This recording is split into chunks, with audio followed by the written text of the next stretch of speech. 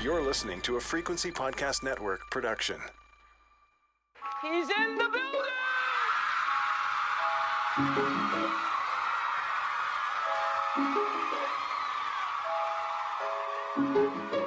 Drink the moment.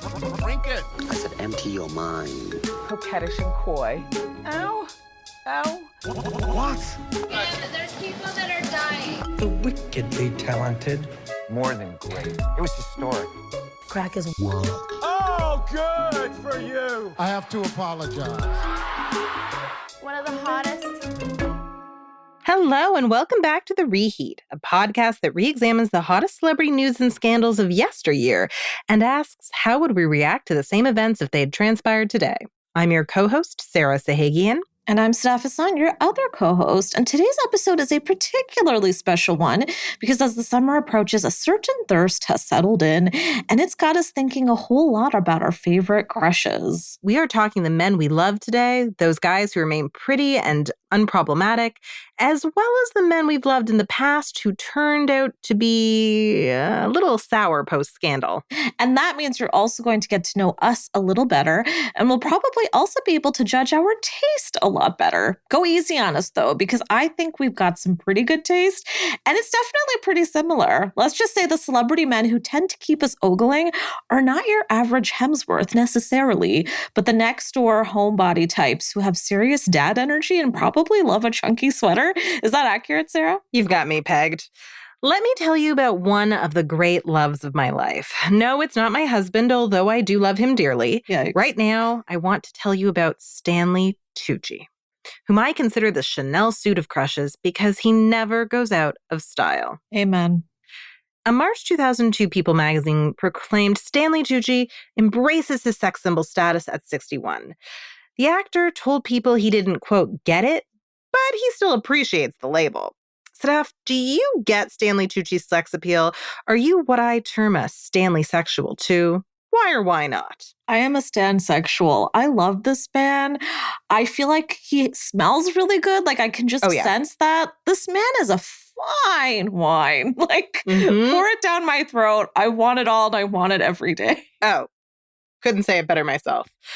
So when did he become a sex symbol? It was probably during the pandemic when his Insta blew up thanks to videos of the Julia and Julia star making a Negroni cocktail. I'm back. All right.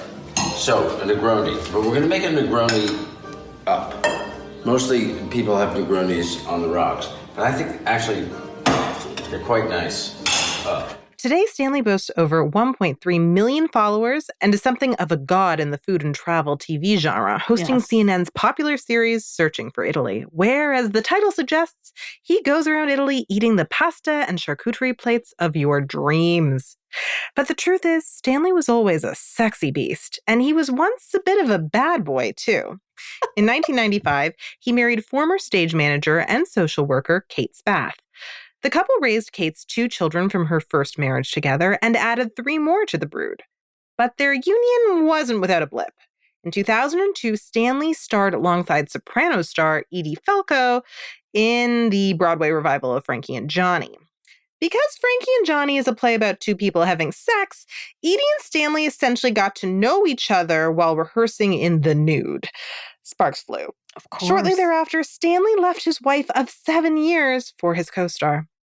The couple turned up on red carpets together. They even attended the 55th Emmy Awards as a couple, which is as official as it gets in Hollywood.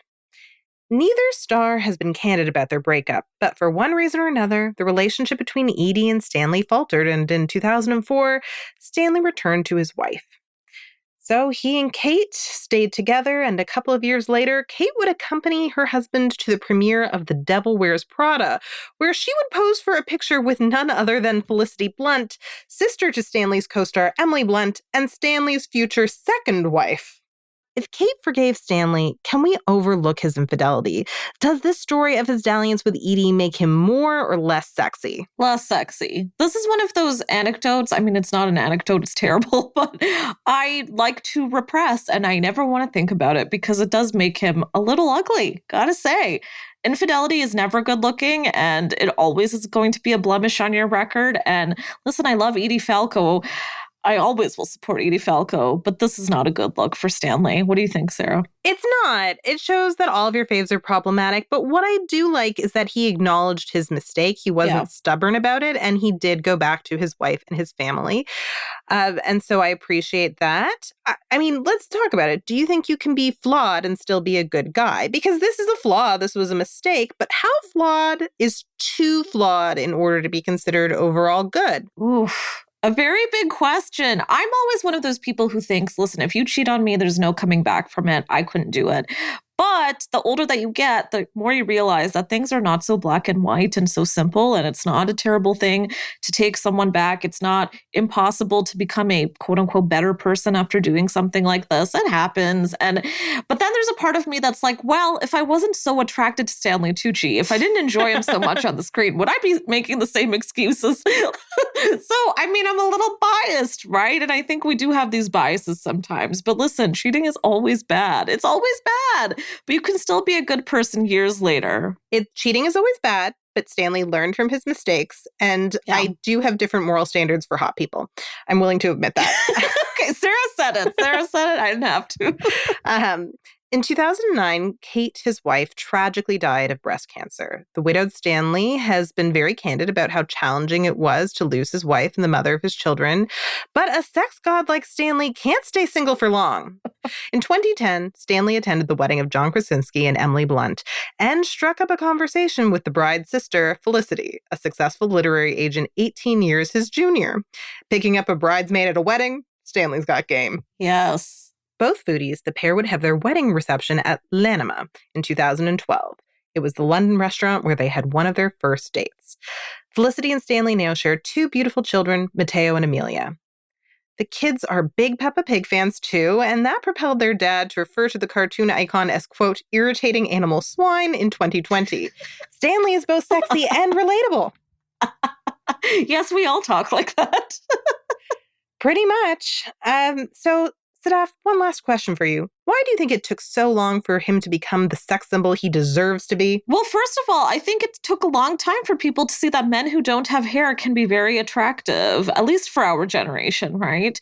So I think there's that. But then also he really burst into pop culture with Devil Wears Prada. I think that was a key moment. And then after that, people started to take notice. And now he's one of those guys who can do no wrong. Those Instagram videos of him doing his little cocktail making sessions or whatever he's doing with his wife, the number of people who send me them the moment that they're published, I'm like, we're all in this hive. Like, it's a thing now. We're all thirsting after him and his cocktails. I mean, we are. He's the ultimate wife guy. He makes his wife a cocktail every night. Yeah. Like, dream man. Really, though. We love Stanley. We do. Okay, Sarah, I'm sufficiently aroused. Now let's hear about a man who you've turned on over the years and why. So in my mid to late 20s, Aziz Ansari was my dreamboat. I first noticed Aziz on Parks and Rec, the winsome sitcom where he played Tom Haverford, political staffer / nightclub promoter. But it was his stand-up that made me fall hard for the comedian. Here's a bit he does on marriage from his 2013 special Buried Alive, which is honestly one of the most brilliant pieces of stand-up I've ever seen. But imagine if marriage didn't exist. You're a guy and you ask a woman to get married. Imagine what that conversation would be like. You'd be like, hey, so, we've been hanging out together all the time, spending a lot of time together and everything. Yeah, I know. I want to keep doing that till you're dead.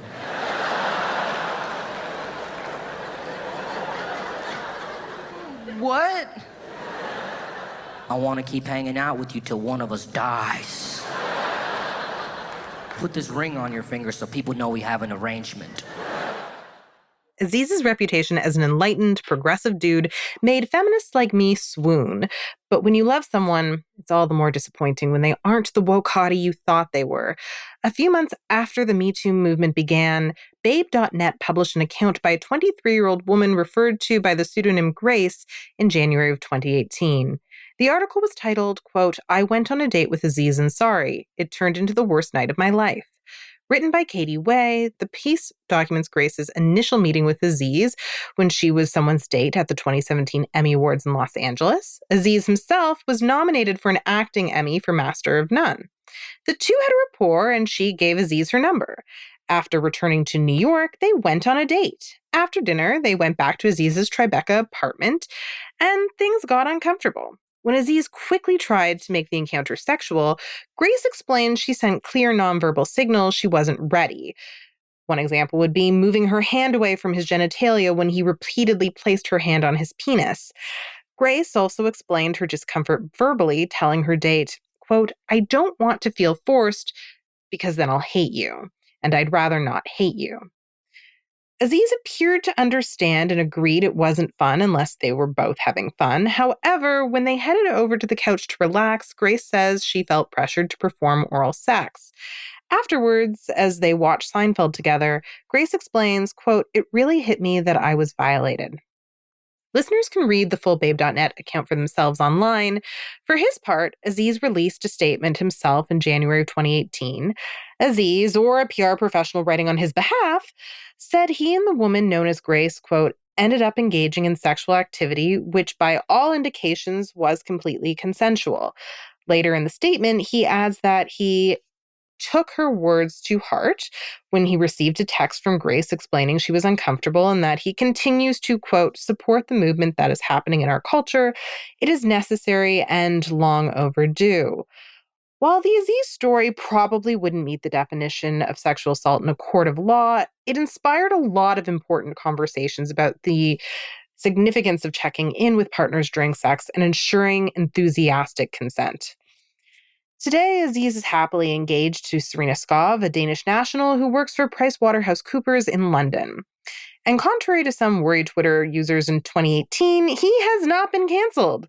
Aziz has gone on tour and put together 2 specials since his 2018 scandal. Both ended up streaming on Netflix. I watched them both, and admittedly, I laughed at parts, but Aziz isn't my fantasy progressive boyfriend anymore. Sadaf, how do we feel about Aziz's handling of the sexual misconduct allegations? Can we see Aziz as a good guy? How do we decide whether to forgive male celebrities for their mistakes? And how long to wait before doing so? Well, I mean, this takes me back to the Stanley Tucci question, because I think that's something where he acknowledged it, he addressed it, he apologized in a way that felt genuine, right? And a lot of time went by. With Aziz, it's interesting because he's never really seemed that apologetic. He also doesn't address the situation much. And tell me if I'm wrong, I didn't watch his new special, but from what I heard, that was also a situation where it sounded like he was kind of mocking cancel culture and sort of, again, walking around the issue and what actually happened. And I mean, also, you know, he's not joking about the assault, I'm assuming, which is good. So that's kudos. But for me, it's tough. I think he's a little tainted now. I did watch that special and I don't really plan to. But at the same time, I will say, and this might make people hate me, but I felt like that particular account, something about it didn't sit well with me either. Mm-hmm. There was just something about the way that it was written and then the way that it was put out there. I have mixed feelings on it. So there's been a part of me, I won't lie, that's kind of been like, okay, maybe he has space to actually come back from this. But he hasn't really addressed it in a way that feels sufficient to me. At the same time, I was never like a massive fan. So I don't know. I think it's interesting that you are still able to consume his content. That to me is a sign that he can come back from it. What do you think? I think that that's fair. I mean, I do feel a little bit guilty and queasy when I consume his content because I do think that people, if they genuinely are remorseful, I do believe rehabilitation is possible in this world. Same. But when you watch his specials, you can tell that if he feels remorse, he's not willing to really go into it publicly in a big way. And he does kind of make fun of cancel culture. And he's almost an apologist for himself with certain jokes where he kind of talks about how times have changed and they've changed quite rapidly. And he has this in his in a special, not the last one, but the one before the most recent special. He talks about Parks and Rec and how certain plot lines on that show, which is not an old show, would already be deemed inappropriate and problematic today. And you can't help but think, like, is he trying to make that parallel between his actions and the show, right? Which feels a little bit creepy to me. And I agree with you, the Babe.net piece has some problems. And in my opinion, I think a lot of that has to do with the fact that I think it was poorly reported and not particularly well written. I think it's a bit convoluted. But I do think that having reread the piece, it's very clear that he was being a jerk. Yeah. And the reason why that's so upsetting is he made a ton of money. He got a book deal for Modern Romance. Yeah. He had Master of None off of being this kind of woke feminist comedian who talked about modern love and modern dating norms. And when you make a lot of money off of that, but you have these sexual encounters where it's pretty obvious someone's uncomfortable, maybe you're not assaulting them, but they're not comfortable. That's pretty gross. That's pretty hypocritical. And I don't think that that's okay. And I think that you need to do a bit more self-reflection than it looks like he's done. So he's not my crush anymore, but I might watch future specials. I don't know. And that's fine, right? I mean, I also really, really loved Master of None. I thought it was a work of art, and I still hold out for some more seasons, and I will probably rewatch it, and that's okay. We talk about this a lot, that you can separate the art and the artist. And what's interesting to me with him is that I also wonder if it's partially a PR strategy, not really addressing it directly and not doing it too often. It makes issues go away faster. So there is that as well. And I think if that is what he's doing, and I have to assume that is part of it, he's doing it well, because a lot of people just carried on, and a lot of people watched the special, and a lot of people watched the new season of Master of None. And so there's always room, I think, but it's kind of like a politician who maybe had a little bit of a fuckboy past, let's say, and then marries a really great woman and has a couple kids and looks like family values. You can clean up your image, right? And he could do that down the line. And maybe that's okay. I think he can come back from this, but to each their own, right? I think he definitely can too. And, I know he did not force Grace into sex, but as Samantha Bee kind of explained on her show, the goal is not rape, right? The goal of sex is not like, oh, he didn't rape me and therefore it's all good. Well, the bottom line, right, is that we just found out basically if we strip it all down, that he's an asshole. Like, that's what we found out. And that was unfortunate too, where I thought this was a really sweet, charming guy. How would I know? I've never met him, but that's what the perception I had. I read that story and I was like, oh God. Yeah, it felt like a really big betrayal. That day I tweeted it to Aziz because I felt like... Oh, you did? Yeah, I felt like he was one of our few genuine feminist allies in Hollywood. And I also felt betrayed that day. I'm with you. I know. It was devastating. But R.I.P. Tom Haverford. But Sadaf, now it is your turn. So who is one of your all-time celebrity crushes? Okay. I've got to talk about my great, great, great love, Keanu Reeves, the original himbo, a Toronto boy. This is an individual who I firmly believe does not have a single hater, incels aside. And I'd put money on that, actually. And I think you would too, Sarah. He's been acting since the mid-'80s, and here's how you know him. And this is just a handful, okay? Bill and Ted. That one Paula Abdul music video, which if you have not seen, go see it. Dracula, Much Ado About Nothing, My Own Private Idaho, Point Break, Speed, The Matrix, The Lake House, John fucking Wick, Toy Story 4, Always Be My Maybe. I mean, my God. The man can do any genre, and sure, yes, maybe he plays a variation of the same cool, soft-spoken guy in just about everything, but he's really good at it. He's got a voice that sends a chill down my spine, salt and pepper facial hair that looks like a soft field I could take a nap in, and piercing eyes that make me want to also drown. Basically, he makes me want to be horizontal in a lot of different ways. So why do you and the rest of the world love Keanu Reeves? Because he oozes harmlessness and goodness and kindness. I mean, look at John Wick, which is essentially today's Keanu in a bottle. He's a man on a mission for revenge because someone killed his dog. I mean, does it get sweeter than that? Sarah, how do you feel about Keanu? I mean, any man who will avenge the death of his dog is my friend. Like, dogs are important. Keanu is obviously the sexiest. I mean, I've been in love with him since I saw him in Speed. Yeah. That really taught me about crushes, that movie, and about attractive men. I would love it if Keanu Reeves would rescue me while I'm speeding on a bus. I would be happy to die on the bus with him. Let's call it a day. Good enough. I die happy. Life well lived, yeah. Now, in the last few years, because of John Wick and because of The Matrix and Bill and Ted remakes, Keanu's had a bit of a renaissance and even been dubbed the internet's boyfriend. There's an entire Twitter account, in fact, dedicated to looking at him doing simple things really hotly, like sitting on a chair, stretching his many tired muscles, yawning, wearing different hats. There's a lot of them. And lest we forget, there was that time he was memed as Sad Keanu after being photographed on a bench eating by himself. And he himself found it funny, by the way. So he's also somebody who can laugh at himself. He doesn't take himself too seriously. I mean, he just gets more and more attractive. But here is where I'd appreciate a little reckoning of sorts. This is no tragic figure. Let's not forget the happy Keanu meme of him skipping joyously in the street. Literally skipping with a giant grin on his face. Now, that said, I have to touch on his personal life, which does begin with a little bit of a sad glimmer.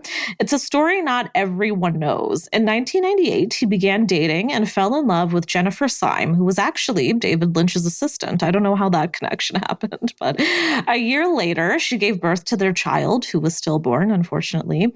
The pair broke up weeks later, but then reconciled. But tragedy would strike again in 2001 when Jennifer was killed in a car accident in LA. It's not something Keanu talks about often, but it certainly adds layers to someone who for a very long time was considered simple and pretty much lacking any kind of emotion. I feel like anytime somebody finds out about this story, they're shocked to hear he has anything like this in his past because he just seems so carefree and like he's lived this flawless life. The man has been through it. Mm-hmm. He's had very low-key relationships otherwise, has been in a relationship since 2009 with artist Alexandra Grant. Somehow they only went public in 2019, causing an internet stir because he dared to go out with a woman with gray hair. Inconceivable. What more can this man give us? He's super generous, memorably gifted his John Wick stunt team Rolexes as gifts. He also once had a crush on Sandra Bullock, and he rides a motorcycle. And by the way, she also said she once had a crush on him. So they were both secretly in love with each other while they shot Speed. Why didn't it happen? It's maddening. It's maddening. I feel like there's still time, but I also don't want to split up him and Alexandra Krantz. I don't know, but I have feelings about that. Also, he's lovely representation for the API community. We love a man of color. Okay, Sarah, tell me, how has Keanu remained so good? And is it that he's just maybe boring? I mean, I don't think he's boring because, as we know, he had a bit of a tragic past, but I think that he's generous. I think that he really seems to like people and he's so professional. Like the fact that he appreciates the stunt people on his films, I mean, they make him look good, right? Like you really do need to appreciate the people make you look good. Just shows me that he's self-aware. He doesn't take himself too seriously. He's a team player. And, you know, Keanu can make even a bad movie rewatchable. I've seen The Lake House about 15 times. Me too. And it's not good. No, it's not. I will watch it because he and Sandy have amazing chemistry. There's something about him, and I think he can unite anybody. Like, one of my theories with Keanu is that you can take anybody to go see a Keanu movie, and you'll both have a great time. For sure. Take your mom, your dad, your brother, your next door neighbor, your ex. Like, it's just always going to be a perfect recipe. There's just something about he's like one size fits all. Mm-hmm. That's who Keanu Reeves is. So now feels like a good time for a little break and a cold shower. We'll be right back.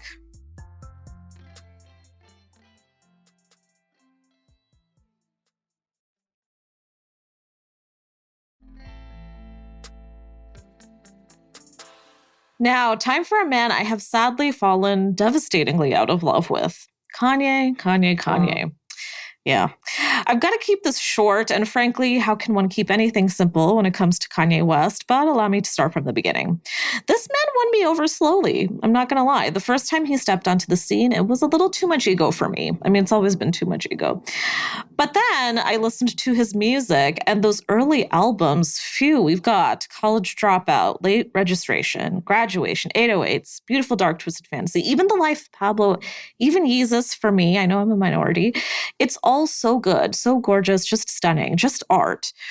And I grew to love the ego. Even when he said that he is, quote, God's vessel. Even when he grabbed the mic from Taylor Swift at the VMAs and said Beyonce deserved it. Even when he said he's more influential than Picasso and Stanley Kubrick.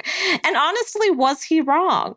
I liked the idea of throwing modesty away and owning your shit. And honestly, it was at a time in my life and career where I really needed that advice. Yes. From Kanye, why not? Massively influential, truly genius, man of color. Again, gotta love it. It's a powerful thing. Sarah, what were your feelings about Kanye before all the drama? I loved Kanye. When I found out that he and Kim Kardashian were having North, I screamed with joy. Like, I was so excited. I woke up, I was on vacation. I woke up everyone in the house. I was just, I've never been happier. It was like it was like my second coming of Christ. Maybe I shouldn't say that. Maybe that's offensive. But it really, that's how it felt for me. That is how it felt for me. And I also am a big fan of his tweets. I think, well, back in the day, not the recent tweets, but his original tweets, like looking for his fish tank. I mean, being responsible for the water bottle. Yeah. Yeah. Those just put a smile on your face. Like, I'm sorry, he makes you laugh. He seems like he'd be fun to be around. Like, whether he's intentionally making you laugh or just making you laugh because he's ridiculous, I can't tell. But that doesn't make him any less of a good time. Yeah, I think he's a little more self-serious than, say, a Keanu Reeves. But I think he is a bit of a comedian, and maybe unintentionally a lot of the time, or used to be anyway. There certainly was a pre and a post. But yeah, I loved when he chased Kim Kardashian, and he really did chase her. And I just loved their entire love story. I'm with you. I believe that they are both God's vessels. I really do. It felt like a match made in ego heaven. They were my royalty. So, Sarah, you've got your royalty. They were mine. They were my royalty, too. Like, when Kate Middleton and Kim Kardashian were pregnant at the same time, I was like, oh my God, both my princesses. I was over the moon. We sound psychotic, but I love that for us. We are right on. I worked at a national newspaper at the time, and I remember I posted something on the social media, which maybe I shouldn't have done. I don't know. I don't care. But I suggested that I think Kim had just had their first child, North, and I was dying. Like, I was you. Like, I was screaming. And nobody cared, but I cared. And I made a post saying, this is the new royal family. And the downpour, the onslaught that we had, like, it was insane and things happened, but I was like, people feel very strongly about this, but I still feel that I'm in the right, and I continue to feel that way. Now, when they covered Vogue, that was also my Bible, and I'm sure it was yours too, Sarah. I can never forget those photos. But then, as so many of us know, all the good shit inverted and imploded on itself. Kanye's music took a downturn. He professed his love for making America great again, and it became clear that he actually treats Kim like shit. Maybe not the whole time, but certainly at some point, and has been actively abusive and borderline stalkerish since their split. But like Keanu, there's more to the story. Kanye is not someone who I think we should ever dismiss as crazy or unhinged. I know that's a lot of the internet talk. I don't love it because we know he's bipolar. We know he's been on medication. And even Kim has previously asked fans to grant him, quote, compassion and empathy because of it. There's been speculation that a lot of his behavior has been due to the loss of his mother, Donda, in 2007. And maybe he used to talk about her a lot in the past. So I feel like, yeah, of course that would have a big impact on him. It would anyone. But this is where all we can do is speculate and armchair diagnosis. And I don't really want to do that. All I want today is for him to leave Kim alone. I hope he has support of his own, and I hope one day he's in a healthy place. And that selfishly, we get another great album. I even enjoyed his little relationship with Julia Fox, who I also love. And I wouldn't mind if he has another one of those. Like, I would be very entertained. All of it is to say, yes, I do miss the old Kanye. I think we all do. Sarah, what do you make of post-Kanye? And how do we make the separation? It's hard. I do believe we can separate the art from the artist and the earlier work from the later work as well. Yeah. But in recent years, he's been so abusive to Kim, and that is not okay. We don't want to normalize it. So it is important to name what is happening. It is abusive behavior. You cannot threaten your ex-wife's new boyfriend. Yeah. You cannot do any number of the things he's doing. If you're not familiar, just Google it. There's a long list. Yeah. At the same time, I do agree he's a tremendous talent.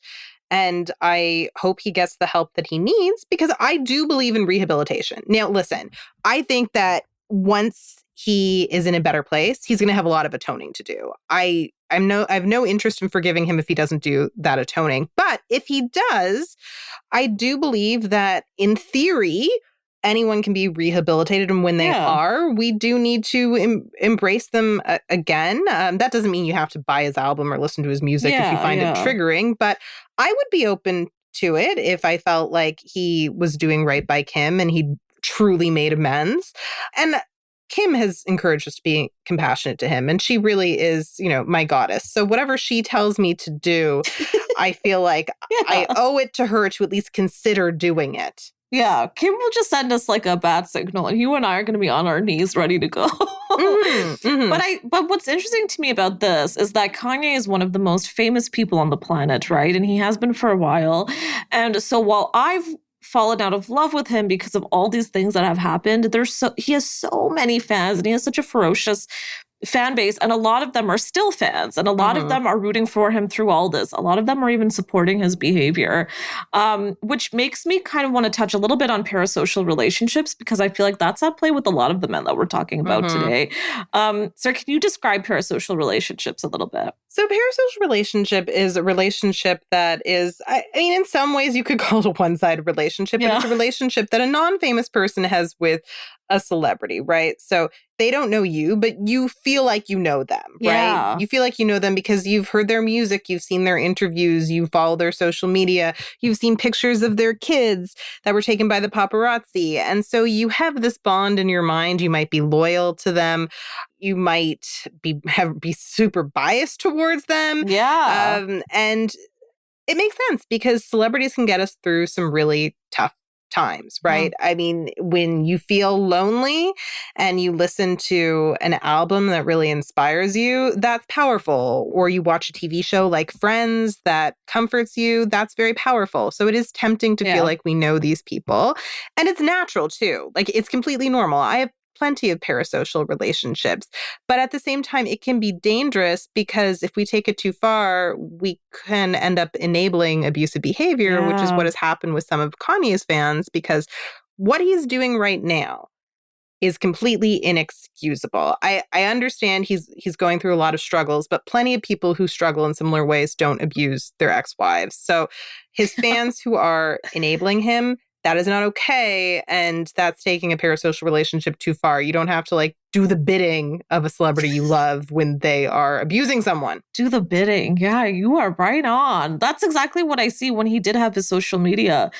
Whew, there would be a lot of that, and that's scary. And listen, I know everybody is fans of whoever they're fans of, to each their own again, but sometimes I think we got to operate a little more as a collective. I just wish that were the case, but it's not always. So I'm just happy to know I'm in the right at the end of the day. But yeah, you totally nailed it. And I will say, I do feel like I've had parasocial relationships in the past. I think some people do to some degree, even as they get older. But the good thing is, as you mature, you start to we talk about this all the time, you develop a little bit of media literacy and see things for what they are. And you know that the celebrity is not actually talking to you specifically in their music. But I also don't want to take that away from you if that's what you feel. No. And I quite frankly feel that sometimes Adele is talking to me.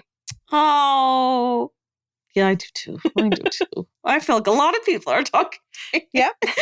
Yeah. Anyway, okay. Sarah, tell me about another one of your not so favorites and take me a little further back this time. Well, now I'm going to talk to you about my first ever celebrity crush, Matthew Perry. Yes. Yeah. I loved him. The Canadian-born Friends star taught me about the complexity of parasocial relationships.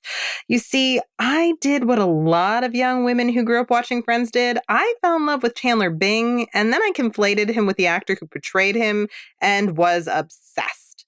While his jokes were sometimes homophobic and he was horrible to his ex-girlfriend Janice, Chandler was witty and cute and seemed like the kind of charming but ordinary guy I might actually grow up to meet at a coffee shop. Yeah.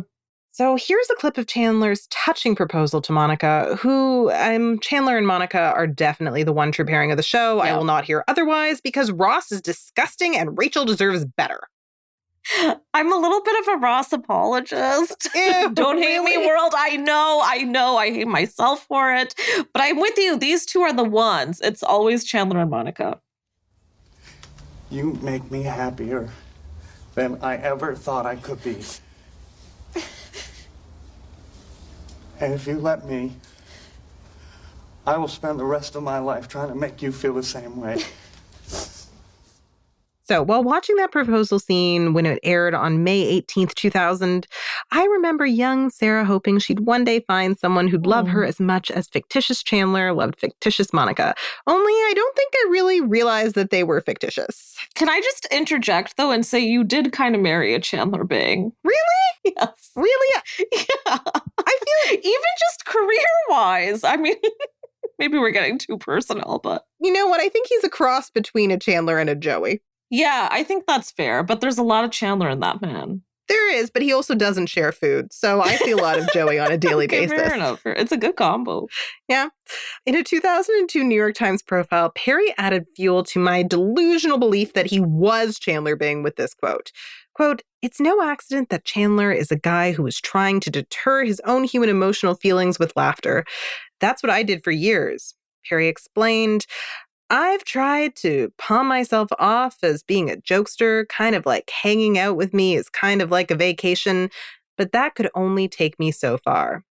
Well, fast forward 20 years, and it became clear Matthew Perry wasn't anything like Chandler Bing, no matter what he said. In May of 2021, it came out that Matthew had matched with a 19-year-old on the celebrity dating app Raya the year before. He was 50 at the time they matched. The teenage Kate Harrelson asserts she matched with Matthew as a joke, but she chatted with the actor who was more than twice her age, and his idea of flirting was to ask, quote, "Am I as old as your dad?" Chandler Bing would never do that. Soon thereafter, Matthew and his fiancée of 7 months, 29-year-old literary manager Molly Hurwitz, called it quits. The couple had been dating since 2018. Matthew told People magazine of the split, quote, "Sometimes things don't work out."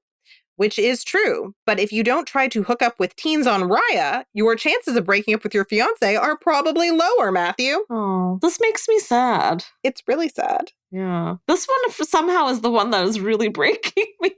Yeah, it really is breaking me. And listen, I mean, he's not without complications and problems. He's had a long history of substance use disorder, his addiction to Vicodin that followed in accident he was in, and he was in a lot of pain. He also had alcohol use disorder. Well, he has alcohol use disorder. He lives with it.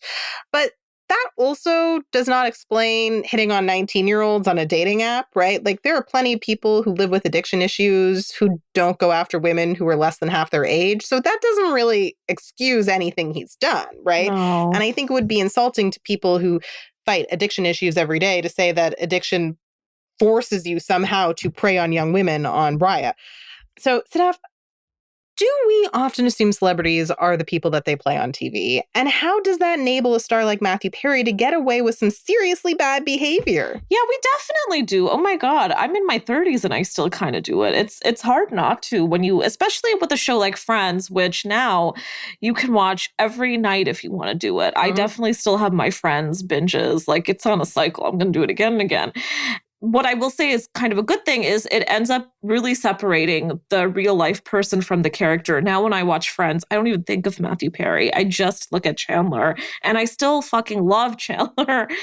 Well, then I see Matthew Perry and I get a little sad. And I felt sad even when I saw him at the reunion. And yeah, he's taking advantage of his role. I think a lot of people probably do who are celebrities in good ways and bad ways. And maybe they benefit from it. I don't know that the other person necessarily does. Maybe for them sometimes, just like this girl, it's the same thing. It's like I hooked up with Chandler Bing, or like I swiped right on Chandler Bing. It's a story. It's sad. It's just sad. And also, like, in my mind, Matthew Perry isn't in his 50s. He's still in his 30s because Chandler will always be in his 30s, right? The show ended a couple of decades ago with him at that age. So I do think it might be easier to prey on younger women because they've watched Friends and they are falling for Chandler as Chandler and also as the age Matthew was then. And the parasocial relationship is, it messes with your brain, man. Like, it's complicated. I'm so glad that you did a Friends star because I feel like Friends was huge for me in that way. When I watched the recent reunion last year, I realized how deep the parasocial relationship in me still was because I'm watching these people, they're significantly older. And I was really rattled because I thought, oh, in my head, they kind of all stayed the same way. And it was a little devastating, you know? And I kind of wish that maybe celebrities never had social media and they never did things like reunions and reboots. And I never had to see paparazzi shots of them so I can preserve them in ice like I want to. But of course we can't do that. But yeah, it's unfortunate. But I will say there is a part of me mentally that's taking it a little easy on Matthew Perry just because I still see Chandler Bing. But I know he's a gross guy. He's a gross guy. Yeah, he should know better. Like, he should know better. He's in his 50s. He should know better. And I don't know, maybe he and his fiance had an arrangement or maybe they were temporarily broken up, but he was with another woman. So it's all a little weird and unseemly. Yeah, unseemly. Here's what I will say. Here's my piece on this. I just want him to find love and something healthy and hopefully age appropriate, but that seems unlikely. What I will say in his favor is that Lauren Graham, who I love, they used to be friends for a long time and they almost dated. So I feel like if Lauren Graham loves Matthew Perry, but then maybe that's my parasocial relationship with Lauren Graham talking, you know? Yeah, you don't know. Lauren Graham might be gross too. She might be like, yeah, go for it. Match with children on Raya. I'm not saying that Lauren Graham is doing that. So no disrespect, Lauren Graham. I'm sorry. I also have a strong parasocial relationship with her. We're taking it all back. You know, we stop right I'm taking it all back. No, I'm just saying we don't know. And it could be that maybe she loves lots of things about him except that. Maybe they're not as close anymore. I don't know. Like it's... But I also just don't like it when we try to hold women accountable in Hollywood for gross things that their male co-stars or friends do. Like, I feel like we do that a lot. Like, a man turns out to be gross, and then we ask every woman he's ever worked with what they think. It's like, it's not their responsibility. No, and God knows if these two are even still buddies anyway, so... Yeah, who knows? Who knows? So, Sadaf, why don't we wrap up with one of your favorite boys? Let's do it. Listen, I simply cannot speak of Tom Hanks without getting a little weird. Okay, so let's settle it. Okay. I consider this man my father, my lover, my brother, my neighbor, my best friend, my toy, literally. Because as a child, and still to some extent today, I was obsessed with Toy Story in every possible way, and specifically Woody. I'm not sure I realized I was infatuated with him because I was very young. I just felt like I knew him, and he was like a part of my DNA. And I had this Woody doll, one I, by the way, threw endless temper tantrums for on the floors of many a Toys R Us. They eventually got it, thank God. And I still have him. He is still nestled in my bed, which doesn't scare any of my special guests at all. Granted, his string is missing. His shirt is now a murky brown color. He has a lazy eye. Still, that's my guy. I even wrote my name on his cowboy boots. So, you know, I had an illness and it's still going strong a little bit there. But anyway, I got older. I discovered Nora Ephron, my idol, and my new obsession became You've Got Mail. And then there was Sleepless in Seattle, and suddenly my new guy was Joe Fox, Fox. Then came Forrest Gump, Castaway, Saving Private Ryan, Big, The Money Pit, that thing you do, A League of Their Fucking Own, that Carly Rae Jepsen video. And honestly, the list is too long. I just love it all. But basically, I grew up with him. I think a lot of us did. And here's the thing, it's not just that he's an unbelievable actor and incredibly charming and handsome, I think. He's really kind, and that's been noted by a lot of people who he seems to come in contact with. He is his characters. He is Forrest Gump. He is Fred Rogers. I will insist this to my death. There was that time that he sent a cab driver free tickets to his Broadway show and remembered his name. That time he bought the White House press corps an espresso machine after learning they got their coffee from vending machines. And then he upgraded it several years later, okay? That time he refunded a couple he bumped into a gas station who told him they didn't like his film Larry Crown. Who does that when you run into Tom Hanks? Then there was that time he treated everyone at an In-N-Out to free burgers after he and his wife Rita Wilson stopped by for lunch. He is America's dad for a reason. He's always got stories. He has that infectious laugh. He didn't give birth, but he's the father of Chet Hanks, and he doesn't regret it. And he collects typewriters. I mean, my God. Sarah, how do you feel about Tom Hanks? I like him. All right. No, I'm not as obsessed as you are. Sarah's I'm not. giving me a side. I'm a fan. I appreciate him. And one of the things I love about him is I really like Rita Wilson. I think she's dynamic and multi-talented. She's something of a Renaissance woman. She was hilarious as Marty's mom on Girls. Like, that's a brilliant comedic performance. And she should have won an Emmy for it. I really, truly believe that. So I feel like a man who has taste in women like that, I really respect that. Like, you know, she's fantastic. He's a two-time Oscar winner for Best Actor. They're one of my favorite celebrity couples. I really love them together. So that's my favorite fact about Tom Hanks, that he's married to Rita Wilson, because I think they're just so great and perfect together. And one of the oldest Hollywood couples, too, like very long-standing. He always supports her, too.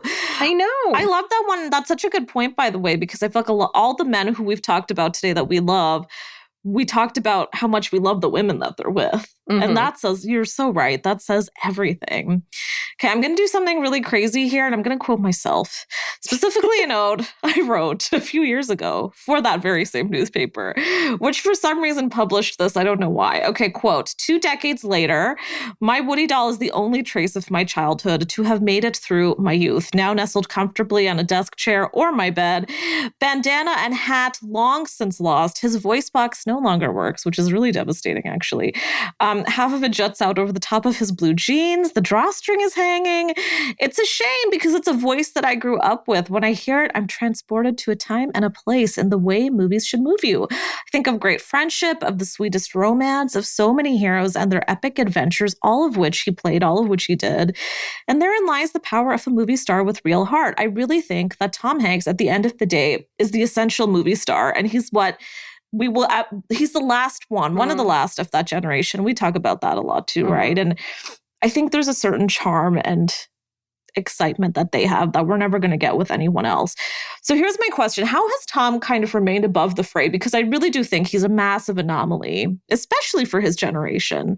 There's not even any fuckboy patterns to trace back to. Well, first of all, that was a beautiful passage that you read. That's gorgeous. And I now feel like I truly understand your love and loyalty for Tom Hanks on another level. And I get it. I have parasocial relationships too, and I've never explained them that articulately. So, I mean, kudos to you. Thank you, Sarah. How has he remained perfect? Well, I think that part of it is probably in his youth, he didn't have social media. I think that makes it a lot easier. Yeah, I think that's a huge thing. When we don't have a record of your follies. Like, I love Twitter. I use it on the daily, but I do know that when I'm Tom Hanks's age and I go back and I see my thoughts, I will cringe. So it's probably for the best, if you want to be dignified, that you don't have it. Well, let me just say, though, because he has an Instagram now, right? And he literally just uses it to post lost things that he finds. It's so dad-like. It's such dad behavior. I think dad Instagram is great. Like, that's one of my favorite genres of Instagram. And so I think, like, when you are wise and seasoned in your 60s, that's the time to get Instagram. Like, wait until then. I'm going to tell my daughter this. Wise and you can get Instagram in your 60s, like Tom Hanks, and then you can just help people find their lost watch. That's what you can do with your life. But I also think that, like, it seems to me that he's primarily, first and foremost, an actor before he's a movie star.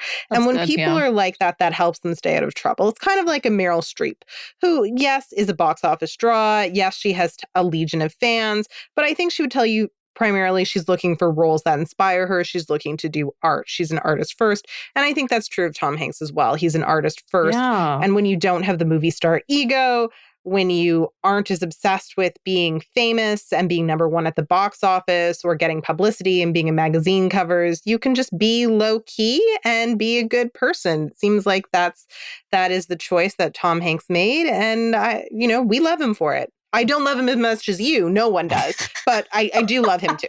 I realize it sounds like illness, but it's just what it is. But thank you. Thank you. Yeah, and I totally agree. And I do think that's part of the reason why I like to hope maybe one or two others in this world have developed this relationship with him is because those celebrities of that generation that don't have social media, like you said, they end up creating an air of mystery. And then where that is, it creates this whole empty blank slate where you can put whatever you want on top of it. So we can act like he's this amazing, flawless guy, but listen, I will say, how does Chet Hanks exist?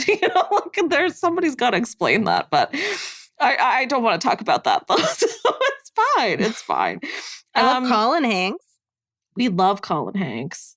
Why isn't he a bigger star? You'd think he would be. You know, he's talented. There's also the nepotism. He kind of even looks like his dad. Why isn't he in Marvel movies or something? I think because he's being smart. I think he likes sticking to TV and maybe the good small stuff. But I hope he stays away from Marvel. I hope he draws a path like his dad. That's the way to go, I hope. And God knows he's never going to have a problem, right? I mean, he's always going to have Tom there and that last name. He doesn't need to work for the money. Yeah, I hate to say it, but anyway. So there's my piece. That's my favorite guy, Tom Hanks. Well, that brings us to our final segment, Hindsight is 2022, where we choose the one moment that we might have handled differently if we were the subjects of the story. I shouldn't have done that.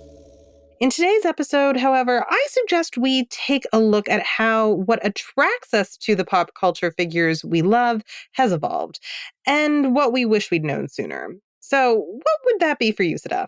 I don't know. This is a tricky one. I feel like when I was younger, I would always be so ready to go to bat for my guys, you know? Like, I remember doing that for Justin Timberlake, which is now a little bit of a yikes. But I was young and I didn't know the depth of everything that was happening. And I didn't understand all the levels to what was happening with Britney. This is just the first example that comes to mind. But the older that I've gotten, the easier it is for me to see when these things happen, why it doesn't sit well with me. That's just natural now. Before I had to think about it. And now it's just an immediate feeling. And I also think it kind of reflects who you are and it reflects your tastes in real life. It's not that different. The same way we talk about Stanley Tucci, I think is the way we would talk about a guy in real life. Like, it is relationships to some degree. And sure, it's just one-sided, but it's all human nature. I never beat myself up about it now. I don't have any guilty pleasures. I'm airing it all out. Like, it's fine, you know, it's just fun and that's okay. It's harmless. I think that's the key thing I would say. I used to be embarrassed to say who my favorites were. And now I really don't care. It's hilarious. What about you, Sarah? I think one thing that's really changed for me is I no longer expect my parasocial crushes to be perfect. I have limits, right? What Matthew Perry did with that 19-year-old, that was a bridge too far. But I do accept that just like real people I know are flawed and you can still love them, movie stars are flawed and you can still love them. So like my man Stanley, who is a sexy beast, but did, you know, have an affair and leave his wife temporarily. I admire him for admitting he was wrong and making amends. I admire people in real life who can admit they're wrong because we are all bound to make mistakes. And that's now what I'm looking for in my celebrity crushes, like real flawed humans. I'll never know the actual person behind the image, but I am looking for people where I feel like I can relate to them more. And I just find it so damn relatable that Stanley hates Peppa Pig. Dads, we've got an issue here. Lots of daddy issues. But yeah, I'm with you. Like, there's something about the relatability, right? And I'm with you because I think, for example, Keanu is a good one. Back when I was younger, I would think that, okay, he's a little too boring for me. Like, there's just nothing going on. And then the more you find out about him, and then even when it comes down to the sad Keanu meme and the way he talks about his current relationship or doesn't talk about it, those things to me create a layer of depth where I'm like, that's interesting. Like, I want to know more rather than like the pretty boy who just doesn't have a lot going on upstairs. Like, there's, you know, you want a little bit of something to chew on. Yeah, you want some substance and you want a guy who's, I care now about a man who's, you know, dignified. He has gravitas. He's dignified. I also really like, you know, when they do endorsements for products that are aspirational, like when Stanley Tucci endorsed the Mandarin Oriental, I was like, I'd like to stay at a Mandarin Oriental. This is a man who take me to a Mandarin Oriental. Good taste. I respect good taste a lot more than I used to.